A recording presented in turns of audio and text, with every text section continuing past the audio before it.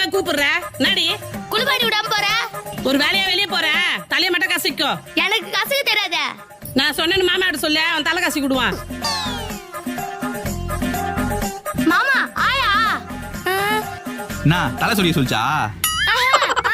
என் தலைய நசுக்கு வச்சு. நசக்கு சொல்லிச்சா? ஏ பைத்தியம் படி.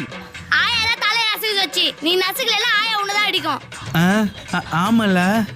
சரி வா தலையை நசுக்கிறேன். அவனை எப்படி நசுக்கிறேன்னு மட்டும் பாரு. பத்தலையா? இப்ப பாரு அவனை எப்படி நசுக்கிறேன் மட்டும் பாரு.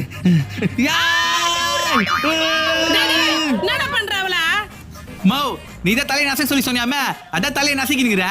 அட பாவி, அவ தலை குளிக்கிறதுக்கு உன்னை தலை காசு விட சொன்னேன்டா. தலை கசி கூட சொன்னியா?